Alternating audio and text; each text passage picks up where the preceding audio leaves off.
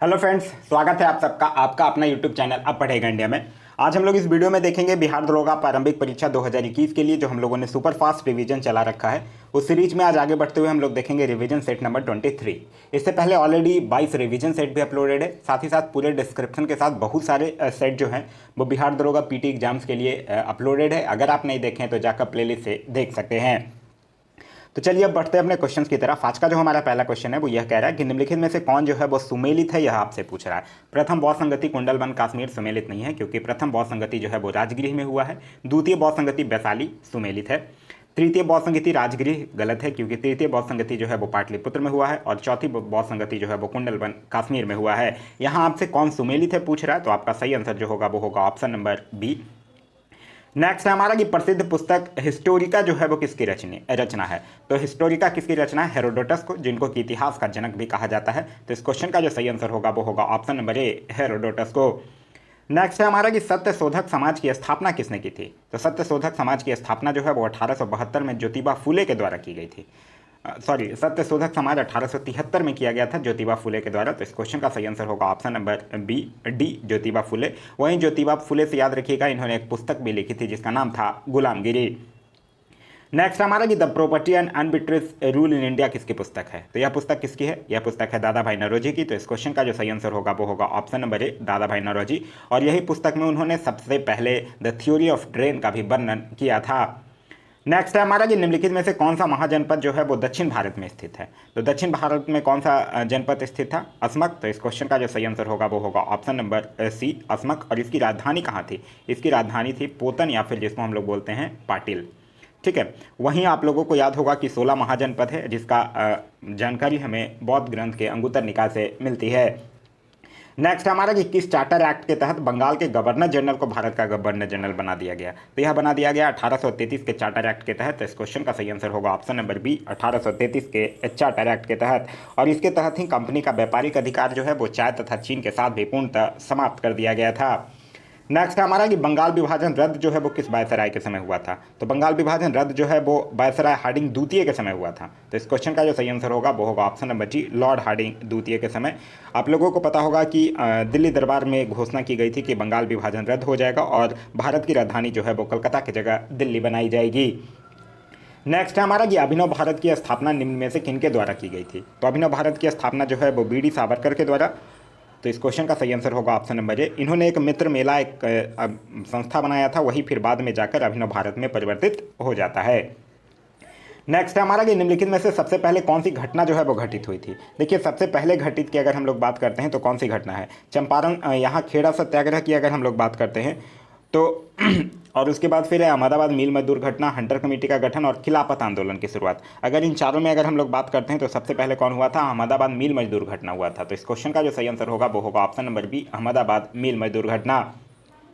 Next हमारा कि दास प्रथा को समाप्त किस गवर्नर जनरल के समय पूर्ण रूप से कर दिया गया था। तो यह कर दिया गया था लॉर्ड एलन बैरो के समय। तो इस क्वेश्चन का जो सही आंसर होगा वो होगा option number C, Lord Ellenborough के समय 1843 में 5वें नियम के द्वारा दास प्रथा को समाप्त कर दिया गया था। नेक्स्ट है हमारा कि प्रेम वाटिका का रचनाकार था। तो प्रेम वाटिका का रचनाकार कौन थे? रीतकालीन कृष्ण मार्गी शाखा के कवि थे, उनका नाम था रसखान। तो इस क्वेश्चन का सही आंसर होगा option number C, Raskhan. Next है हमारा कि प्रशासन को सुदृढ़ करने हेतु अलाउद्दीन खिलजी का महत्वपूर्ण कदम क्या था। तो अलाउद्दीन खिलजी का महत्वपूर्ण कदम था मूल नियंत्रण। तो इस क्वेश्चन का सही आंसर होगा ऑप्शन नंबर डी, मूल नियंत्रण था।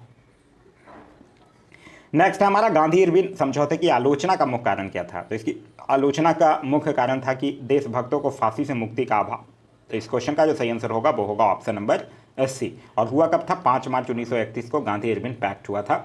इसमें मेनली जो आलोचना हुआ था वो ये हो गया था कि गांधी जी चाहते तो भगत सिंह, राजगुरु और सुखदेव को फांसी की सजा रुकवा सकते थे, लेकिन उन्होंने उसको बचाने का प्रयास नहीं किया था।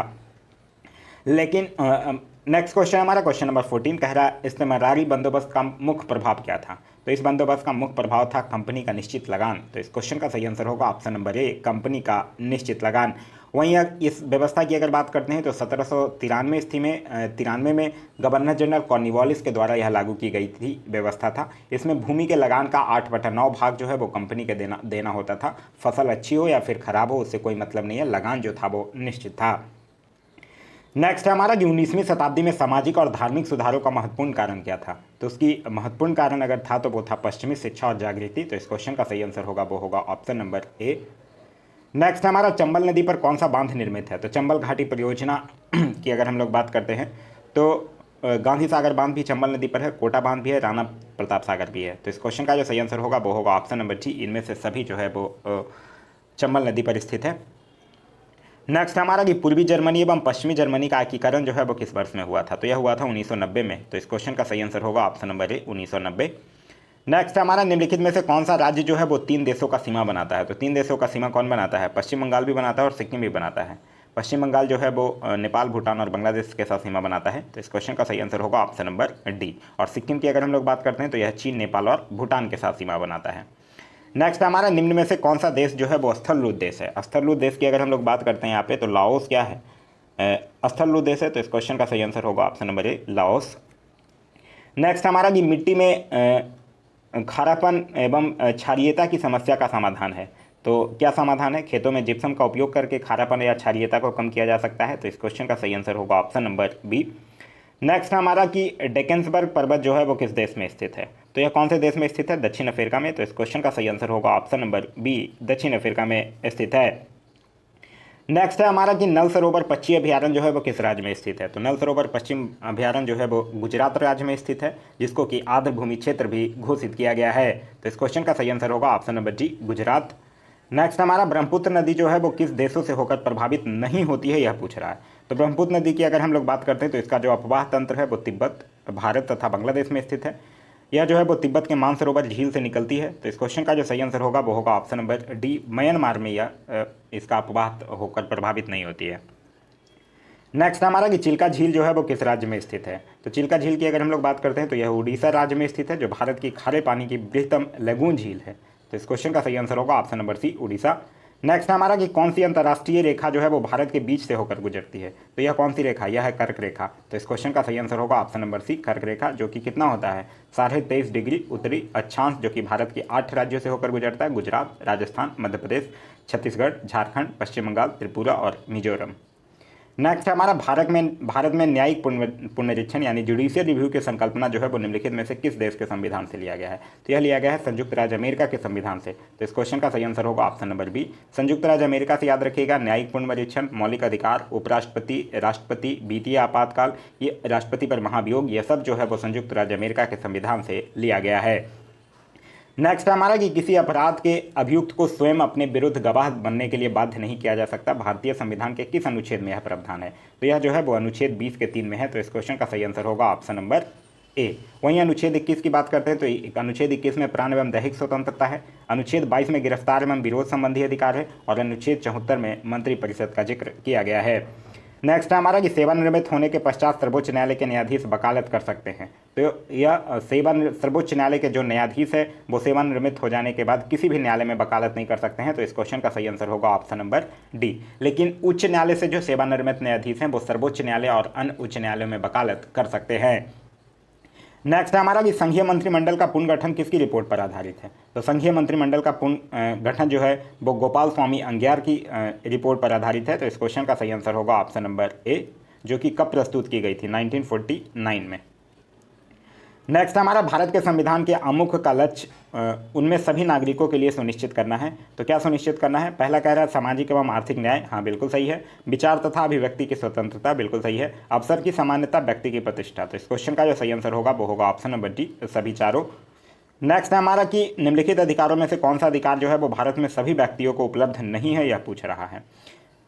अच्छा, कौन कौन सा जो है वो सभी व्यक्तियों को उपलब्ध नहीं है, यह पूछ रहा है। विधि के समक्ष क्षमता, यह तो सभी को है। भेदभाव के विरुद्ध अधिकार, यह नहीं है। देश भर में स्वतंत्र प्रमाण की स्वतंत्रता नहीं है। चुनाव लड़ने का अधिकार नहीं है। तो इस क्वेश्चन का जो सही आंसर होगा वो होगा ऑप्शन नंबर डी।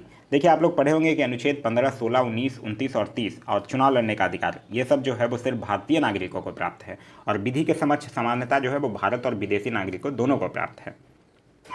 नेक्स्ट है हमारा भारतीय संविधान में 9वीं अनुसूची प्रवर्तित हुई। तो भारतीय संविधान में 9वीं अनुसूची प्रवर्तित हुई प्रथम संशोधन के द्वारा। तो इस क्वेश्चन का जो सही आंसर होगा वो होगा ऑप्शन नंबर ए, प्रथम संविधान संशोधन के द्वारा। और वर्तमान में इसमें 284 विषय रखे गए हैं। नेक्स्ट है हमारा कि भारत का उपराष्ट्रपति भारत के उपराष्ट्रपति की अगर हम लोग बात करते हैं तो कह रहा है भारत का द्वितीय उच्चतम प्रतिष्ठित पदाधिकारी है, बिल्कुल सही है। भारत के उपराष्ट्रपति के पास अपने पद से जुड़ा कोई औपचारिक कार्य नहीं है, बिल्कुल सही है। राष्ट्रपति की अनुपस्थिति में उसके कार्य करता है, बिल्कुल सही है। राष्ट्रपति के रूप में कार्य करता है, यदि राष्ट्रपति त्यागपत्र देता है या पदयुक्त होता है तो उसकी मृत्यु हो जाती है तो वह राष्ट्रपति के रूप में कार्य करता है, ये भी सही है। तो इस क्वेश्चन का जो सही आंसर होगा वो होगा ऑप्शन नंबर डी, यह सभी चारों जो है वो सही है। नेक्स्ट है हमारा कि संविधान में हमारे राष्ट्र का उल्लेख जो है वो किन नामों से किया गया है। तो संविधान में हमारे राष्ट्र के उल्लेख की अगर हम लोग बात करते हैं तो वह किस नाम से किया गया है, भारत और इंडिया के नाम से किया गया है। तो इस क्वेश्चन का सही आंसर होगा ऑप्शन नंबर ए। नेक्स्ट है हमारा कि निम्नलिखित में से कौन एक भारतीय संविधान के उद्देश्यों को प्रतिबिंबित करता है। तो भारतीय संविधान के उद्देश्यों को कौन प्रतिबिंबित करता है, संविधान की प्रस्तावना। तो इस क्वेश्चन का जो सही आंसर होगा वो होगा ऑप्शन नंबर बी, संविधान की प्रस्तावना, जिसको कि भारतीय संविधान की कुंजी भी कहा जाता है। नेक्स्ट हमारा कि राष्ट्रपति जो है वो राष्ट्रीय आपातकाल की घोषणा कर सकते हैं। तो यह कब कर सकते हैं, हथियार बंद विद्रोह के आधार पर कर सकते हैं, आक्रमण के आधार पर कर सकते हैं और युद्ध के आधार पर भी कर सकते हैं। तो इस क्वेश्चन का जो सही आंसर होगा वो होगा ऑप्शन नंबर सी, ऊपर वर्णित सभी कारणों के आधार पर। और कौन से अनुच्छेद के तहत, अनुच्छेद 352 के तहत। नेक्स्ट हमारा कि राज्य के नीति निर्देशक सिद्धांतों को भारतीय संविधान में शामिल किए जाने का क्या उद्देश्य है। तो इसका क्या उद्देश्य है, इसका उद्देश्य है सामाजिक और आर्थिक प्रजातंत्र को स्थापित करना। तो इस क्वेश्चन का सही आंसर होगा ऑप्शन नंबर डी। और राज्य के नीति निर्देशक तत्व जो है वो आयरलैंड के संविधान से लिया गया है। नेक्स्ट हमारा संविधान सभा के संवैधानिक सलाहकार थे। तो संविधान सभा के संवैधानिक सलाहकार कौन थे, यह थे बी एन राव। तो इस क्वेश्चन का जो सही आंसर होगा वो होगा option number C, B N Rao. और प्रथम अस्थायी अध्यक्ष थे सच्चिदानंद सिन्हा और अस्थायी अध्यक्ष थे डॉक्टर राजेंद्र प्रसाद। नेक्स्ट हमारा राज्यसभा कैसे भंग होती है, यह आपसे पूछ रहा है। राज्यसभा जो है वो कभी भंग ही नहीं होती है, तो यह एक अस्थायी सदन है। तो इस क्वेश्चन का जो सही आंसर होगा वो होगा ऑप्शन नंबर जी, उपयुक्त में से कोई नहीं। नेक्स्ट हमारा भारत के संविधान का निम्नलिखित में से कौन सी एक अनुसूची में दल बदल विरोध विषयक जो है वो उपबंध है। तो दल बदल किस में है, दल बदल है 10वीं अनुसूची में। तो इस क्वेश्चन का जो सही आंसर होगा वो होगा ऑप्शन नंबर डी, 10वीं अनुसूची में, जो कि 52वां संविधान संशोधन के द्वारा जोड़ा गया था। नेक्स्ट हमारा यूरोपीय मौद्रिक संघ का सृजन हुआ। तो यूरोपीय मौद्रिक संघ की सृजन जो है वो जनवरी 1991 में किया गया था, जिसका मुख्यालय जो है वो मॉस्ट्रिच नीदरलैंड में है। तो इस क्वेश्चन का जो सही आंसर होगा वो होगा ऑप्शन नंबर सी, जनवरी 1991 में। नेक्स्ट है हमारा कह रहा है कि आयात के परिमाण को सीमित करने के लिए सरकार द्वारा किन उपकरणों का प्रयोग किया जाता है। तो किसका उपयोग किया जाता है, कोटा का भी किया जाता है, सब्सिडी का भी किया जाता है, प्रशुल्क का भी किया जाता है। तो इस क्वेश्चन का जो सही आंसर होगा वो होगा ऑप्शन नंबर सी, 1, 2 और 3 तीनों का किया जाता है। नेक्स्ट हमारा निम्नलिखित में से कौन सा एक युग्म जो है वो सुमेलित नहीं है। एक साइड इस्पात संयंत्र है और दूसरे साइड उसके सहयोगी देश है। कह रहा है बोकारो इस्पात संयंत्र जर्मनी, यही सुमेलित नहीं है, क्योंकि बोकारो इस्पात संयंत्र का जो है निर्माण वो सोवियत संघ की स्थापना से किया गया था। फिर आगे कह रहा है भिलाई इस्पात संयंत्र सोवियत संघ सुमेलित है, Rourkela Germany, Durgapur UK Britain सुमेलित है। तो इस क्वेश्चन का जो सही आंसर होगा वो होगा ऑप्शन नंबर ए। नेक्स्ट है हमारा कि हवाला कारोबार उन भुगतानों से संबंधित है जो, तो हवाला कारोबार किन भुगतानों से संबंधित है, यह सरकारी माध्यम से गुजरे बिना विदेशी मुद्रा के बदले रुपये में और रुपये के बदले विदेशी मुद्रा में किए जाते हैं। तो इस क्वेश्चन का जो सही आंसर होगा वो होगा ऑप्शन नंबर ए। नेक्स्ट हमारा भारत में करों का भुगतान करना निम्न में से क्या है। तो भारत में करों का भुगतान करना क्या है, यह एक कानूनी दायित्व है। तो इस क्वेश्चन का जो सही आंसर होगा वो होगा ऑप्शन नंबर बी, कानूनी दायित्व है। नेक्स्ट हमारा भारत में भारतीयों द्वारा 1881 में स्थापित तथा उनके प्रबंध में चलने वाला सीमित देवता का प्रथम बैंक था। तो यह कौन था, वह था अवध कॉमर्शियल बैंक। तो इस क्वेश्चन का जो सही आंसर होगा वो होगा option number B, Awadh commercial bank. Next है हमारा कि प्रधानमंत्री मुद्रा योजना का लक्ष्य क्या है। तो प्रधान मुद्रा का मतलब क्या होता है, मुद्रा का फुल फॉर्म क्या होता है, मुद्रा का फुल फॉर्म होता है micro units development and refinance agency, जिसकी शुरुआत जो है वो 2015 में किया गया है। और इसका उद्देश्य जो है वो है कि 10 लाख रुपये तक वित्तीय सहायता लघु उद्यमियों को प्राप्त होगी, जिसे शिशु, तरुण और किशोर श्रेणी में बांटा गया है। तो इस क्वेश्चन का जो सही आंसर होगा वो होगा ऑप्शन नंबर ए, लघु उद्यमियों को औपचारिक वित्तीय प्रणाली में लाना। नेक्स्ट हमारा डिजिटल एकल बाजार कार्यनीति यानी डिजिटल सिंगल मार्केट स्ट्रेटजी पद जो है वो किसे निर्दिष्ट करता है। तो यह किसको निर्दिष्ट करता है, यह करता है यूरोपीय ईयू को। तो इस क्वेश्चन का जो सही आंसर होगा वो होगा ऑप्शन नंबर सी, ईयू को। नेक्स्ट है हमारा निम्न में से कौन सा एक वित्तीय समावेशन की प्रक्रिया को सफलता में बाधक है, यह पूछ रहा है। तो सफलता में बाधक निम्न आय भी है, फिर निरक्षरता मतलब अनएजुकेटेड भी है, बैंक शाखाओं का अभाव भी है। तो इस क्वेश्चन का सही आंसर होगा ऑप्शन नंबर डी, उपयुक्त सभी। नेक्स्ट है हमारा कि निम्नलिखित में से कौन केंद्र सरकार के राजस्व का सबसे बड़ा घटक है। तो केंद्र सरकार के राजस्व का जो सबसे बड़ा घटक है वो है ब्याज भुगतान। तो इस क्वेश्चन का जो सही आंसर होगा वो होगा ऑप्शन नंबर जी, ब्याज भुगतान ही जो है वो राजस्व व्यय का सबसे बड़ा घटक है। नेक्स्ट हमारा निम्नलिखित में से कौन सा संस्थान जो है वो वित्तीय स्थिरता रिपोर्ट जारी करता है। तो वित्तीय स्थिरता रिपोर्ट की अगर हम लोग बात करते हैं तो यह कौन जारी करता है, यह करता है भारतीय रिजर्व बैंक। तो इस क्वेश्चन का सही आंसर होगा option number A, reserve bank of India. Next हमारा निम्नलिखित कथनों पर विचार कीजिए और उपयुक्त में से कौन से कथन सही है यह आपको बताने हैं। वर्ष 1966 से 1969 के दौरान 3 वार्षिक योजनाएं बनाई गई, बिल्कुल सही है। योजना अवकाश के दौरान नई कृषि नीति को अपनाकर हरित क्रांति की शुरुआत की गई, तो ये भी सही है। तो इस क्वेश्चन का जो सही आंसर होगा वो होगा ऑप्शन नंबर सी, 1 और 2 दोनों सही है। आगे कह रहा हाल ही में किसे स्टील अथॉरिटी ऑफ इंडिया का चेयरमैन नियुक्त किया गया है। तो स्टील अथॉरिटी ऑफ इंडिया का चेयरमैन बनाया गया सोमा मंडल को। तो इस क्वेश्चन का सही आंसर होगा ऑप्शन नंबर ए, सेल की अगर बात करते हैं तो इसकी स्थापना जो है वो 1954 में हुई है। नेक्स्ट हमारा हाल ही में विश्व हिंदी दिवस मनाया गया। प्रत्येक वर्ष यह दिवस जो है वो कब मनाया जाता है। तो विश्व हिंदी दिवस की अगर हम लोग बात करते हैं तो यह कब मनाया जाता है, यह मनाया जाता है 10 जनवरी को। तो इस क्वेश्चन का सही आंसर होगा ऑप्शन नंबर डी, 10 जनवरी को मनाया जाता है और सर्वप्रथम यह 1975 में मनाया गया था। नेक्स्ट है हमारा कि हाल ही में माधव सिंह सोलंकी का निधन हो गया है, यह किस राज्य के पूर्व मुख्यमंत्री थे। तो माधव सिंह सोलंकी जो थे वो गुजरात के 7वें मुख्यमंत्री के रूप में कार्यरत किए थे। तो इस क्वेश्चन का जो सही आंसर होगा वो होगा option number B, Gujarat. Next हमारा हाल ही में किसे रेलवे बोर्ड का नया चेयरमैन नियुक्त किया गया है। तो रेलवे बोर्ड का नया चेयरमैन जो है वो सुनीत शर्मा को नियुक्त किया गया है। तो इस क्वेश्चन का जो सही आंसर होगा वो होगा option number A. Railway board की स्थापना कब हुई थी। रेलवे बोर्ड की स्थापना जो हुई थी वो 1905 में हुई थी। निम्न में से किस राज्य में थाई पूसम त्यौहार मुख्य रूप से मनाया जाता है। तो थाई पूसम त्यौहार जो है वो तमिलनाडु और केरल में मनाया जाता है। तो इस क्वेश्चन का जो सही आंसर होगा वो होगा ऑप्शन नंबर बी, तमिलनाडु में मनाया जाता है। नेक्स्ट हमारा हाल ही में किस भारतीय खिलाड़ी को मूलग मेडल से सम्मानित किया गया है। तो यह किनको सम्मानित किया गया है, यह किया गया है अजिंक्य रहाणे को। तो इस क्वेश्चन का जो सही आंसर होगा वो होगा option number A, Ajinkya Rahane को।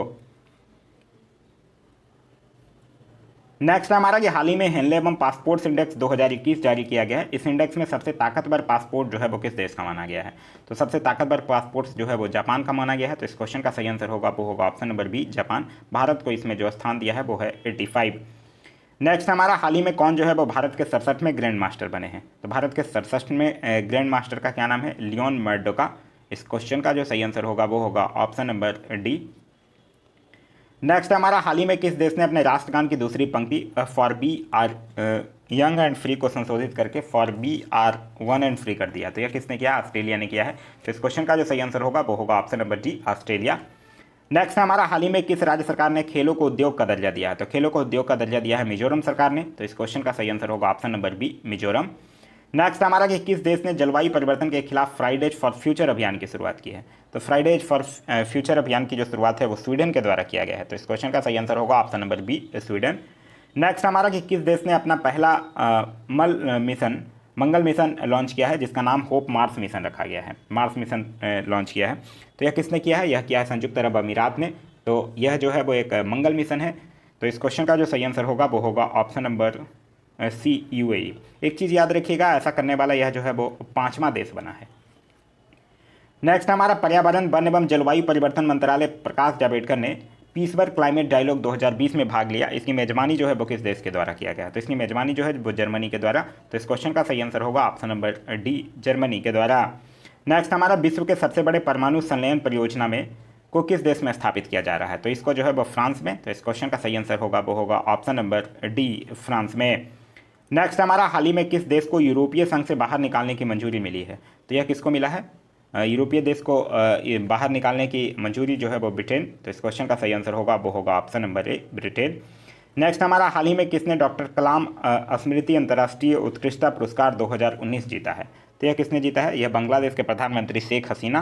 तो इस क्वेश्चन का सही आंसर होगा ऑप्शन नंबर सी। नेक्स्ट हमारा निम्नलिखित में से किसमें कार्बन नहीं है, यह पूछ रहा है। कार्बन किसमें नहीं है, हीरा में नहीं है, कोयला में नहीं है, ग्रेफाइट नहीं है। तो उपयुक्त में से कोई नहीं होगा। देखिए हीरा, ग्रेफाइट और कोयला जो है वो कार्बन के ही अवरूप है। हीरो का जो अपेक्षित घनत्व होता है वो 8.5, ग्रेफाइट का अपेक्षित घनत्व 2.5। और तो इस क्वेश्चन का जो सही आंसर होगा वो होगा ऑप्शन नंबर डी। नेक्स्ट है हमारा कि यदि किसी लेंसों की शक्ति +2 डायोप्टर हो तो इसकी फोकस दूरी कितनी होगी। इसकी फोकस दूरी कितनी होगी, इसकी फोकस दूरी होगी 50 सेंटीमीटर। तो इस क्वेश्चन का सही आंसर होगा ऑप्शन नंबर सी, देखिए एक चीज़ देखिएगा, जो डायोप्टर में लेंस की क्षमता दिखाई जाती है तो इसको 100/d करना होगा, तो 100/2 कीजिएगा तो कितना हो जाएगा, 50 सेंटीमीटर हो जाएगा। क्लियर है। चलिए नेक्स्ट हमारा भारी पानी वह पानी होता है। भारी पानी की अगर हम लोग बात करते हैं तो यह कौन होगा जिसमें हाइड्रोजन का स्थान जो है वो आइसोटोप ले लेता है। तो इस क्वेश्चन का सही आंसर होगा ऑप्शन नंबर सी। नेक्स्ट है हमारा, ठंड के दिनों में लोहे के गुटके और लकड़ी के गुटके को प्रातःकाल छुए तो लोहे का गुटका जो है वो ठंडा लगता है, क्योंकि लकड़ी की तुलना में लोहा उष्मा का अच्छा चालक होता है। तो इस क्वेश्चन का सही आंसर होगा ऑप्शन नंबर बी। नेक्स्ट हमारा, हवा में जिस गैस की मात्रा सबसे अधिक है वो है, तो हवा में किसकी मात्रा, नाइट्रोजन की मात्रा जो है वो सबसे अधिक है। नेक्स्ट है हमारा, स्त्रियों की तुलना में पुरुष जो है वो अधिक वर्धानता से पीड़ित हो सकते हैं, क्योंकि उनमें केवल एक एक्स क्रोमोजोम होता है। तो इस क्वेश्चन का सही आंसर होगा ऑप्शन नंबर सी। नेक्स्ट है हमारा कि जल की अस्थायी कठोरता का कारण क्या है। तो जल की अस्थायी कठोरता का कारण है कैल्शियम तथा मैग्नीशियम के क्लोराइड और सल्फेट। नेक्स्ट हमारा, जब हम बकरी या भेड़ का मांस खाते हैं तब हम क्या कहलाते हैं, तब हम द्वितीय उपभोक्ता कहलाते हैं। तो इस क्वेश्चन का सही आंसर होगा ऑप्शन नंबर बी।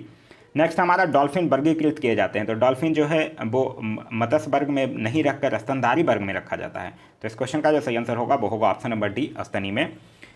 नेक्स्ट है हमारा कि ऑर्कियोटेक्स क्या है। तो यह क्या है, यह अगर हम लोग देखा जाए तो यह जुरेसिक युग का सर्वपुरातन पक्षी है। तो इस क्वेश्चन का जो सही आंसर होगा वो होगा ऑप्शन नंबर ए।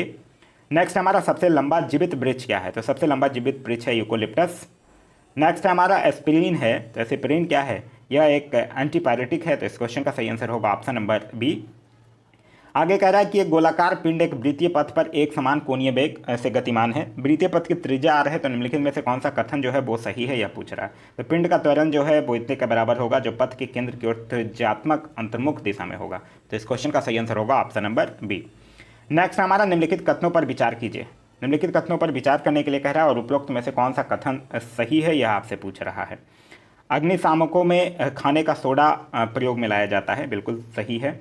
अच्छा, कौन सा कथन, शीशे के उत्पादन बिना बूझा चूने के प्रयोग में लाया जाता है, बिल्कुल सही है। पेरिस प्लास्टर के उत्पादन में जिप्सम को प्रयोग में लाया जाता है, तो ये भी सही है। तो इस क्वेश्चन का सही आंसर होगा ऑप्शन नंबर डी, 1, 2 और 3 तीनों सही है।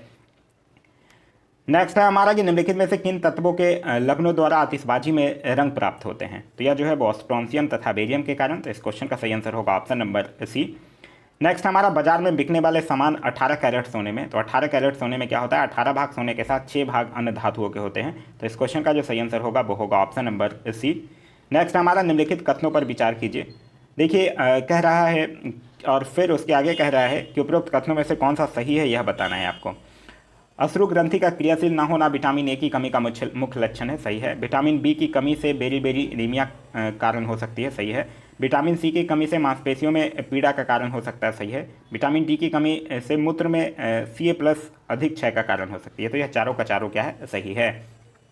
नेक्स्ट हमारा, इंसुलिन अंतस्रावा एक। तो इंसुलिन अंतस्रावा क्या है, एक पेप्टाइड है। तो इस क्वेश्चन का सही आंसर होगा ऑप्शन नंबर सी। इंसुलिन की अगर हम लोग बात करते हैं तो यह एक प्रकार का हार्मोन है जो रक्त की शर्करा की मात्रा को नियंत्रित करता है। नेक्स्ट है हमारा, मानव शरीर के कौन से अंग में लसिका कोशिका बनती है। तो यह किस में बनता है, दीर्घस्थि में। तो इस क्वेश्चन का सही आंसर होगा ऑप्शन नंबर बी, दीर्घस्थि में। नेक्स्ट है हमारा कि निम्नलिखित कथनों पर विचार कीजिए। मानव शरीर में अरु अस्थि यानी फीमर सबसे लंबी अस्थि है, बिल्कुल सही है। हैजा रोग जो है वो जीवाणु के कारण होता है, ये भी सही है। एथलीट फुट रोग विषाणु के कारण होता है, ये गलत है। तो पहला और दूसरा जो है वो क्या है, दोनों सही है। तो इस क्वेश्चन का जो सही आंसर होगा वो होगा ऑप्शन नंबर ए, क्योंकि एथलीट फुट जो है वो विषाणु के कारण न होकर कवक यानी फंगस के कारण होने वाली बीमारी है। क्लियर है। चलिए नेक्स्ट है हमारा कि प्यास और प्रेम का नियंत्रण कौन करता है। तो प्यास और प्रेम की नियंत्रण की अगर बात करते हैं तो ये कौन करता है, डाइसेफेलोन। तो इस क्वेश्चन का सही आंसर होगा ऑप्शन नंबर ए। नेक्स्ट है हमारा, हमारे शरीर में सबसे बड़ी इंडोक्राइन ग्रंथि कौन है। तो हमारे शरीर में सबसे बड़ी इंडोक्राइन ग्रंथि है थायराइड ग्रंथि। नेक्स्ट हमारा, आयोडीन युक्त हार्मोन कौन है। तो आयोडीन युक्त हार्मोन कौन है, थायरॉक्सिन है। तो इस क्वेश्चन का जो सही आंसर होगा वो होगा option number C, thyroxine. Next है हमारा कि बेसमर प्रकम से बनाया जाता है। तो इस क्या बनाया जाता है, यह बनाया जाता है इस्पात। नेक्स्ट हमारा कि सिलिकॉन क्या है। तो सिलिकॉन क्या है, एक सेमीकंडक्टर है। तो इस क्वेश्चन का जो सही आंसर होगा वो होगा ऑप्शन नंबर बी, सेमीकंडक्टर। आगे कह रहा है एल्युमिनियम का यस्क है। तो एल्युमिनियम का यस्क क्या है, बॉक्साइड जो है वो एल्युमिनियम का यस्क है। नेक्स्ट हमारा सदिश राशि है। सदिश राशि जिसमें मैग्नीट्यूड और डायरेक्शन दोनों की जरूरत पड़ती है, तो बेग जो है वो क्या है, सदिश राशि है। आगे कह रहा है कि अल्केन का सूत्र होता है। तो अल्केन का सूत्र क्या होता है, यह अगर देखिएगा तो ये होता है CnH2n+2। तो इस क्वेश्चन का सही आंसर होगा ऑप्शन नंबर बी। तो यह था हमारा आज का वीडियो। मैथ्स के क्वेश्चन और उसके सॉल्यूशन जो है वो PDF में अटैच है। अगर आपको इसका PDF चाहिए तो आप दिए गए डिस्क्रिप्शन से जाकर लिंक ज्वाइन कर सकते हैं, या फिर आप टेलीग्राम में जाकर सर्च कर सकते हैं, आप पढ़ेगा इंडिया, वहाँ आपको इसका जो है वो PDF प्रोवाइड करवा दिया गया है। तो यह था हमारा आज का वीडियो। आज का वीडियो आप लोगों को कैसा लगा कमेंट करके जरूर बताइएगा। साथ ही साथ इस वीडियो से कुछ सीखने के लिए मिला तो एक लाइक जरूर कर दीजिएगा। वीडियो पसंद आया तो अपने दोस्तों के साथ शेयर करना ना भूलें। अभी तक आप इस चैनल पर नए हैं या चैनल को सब्सक्राइब नहीं किया तो चैनल को सब्सक्राइब कर लीजिए, और साथ ही साथ बेल आइकन दबा लीजिए ताकि हमारे सारे वीडियो के नोटिफिकेशन आपको मिलते रहें। Thanks for watching.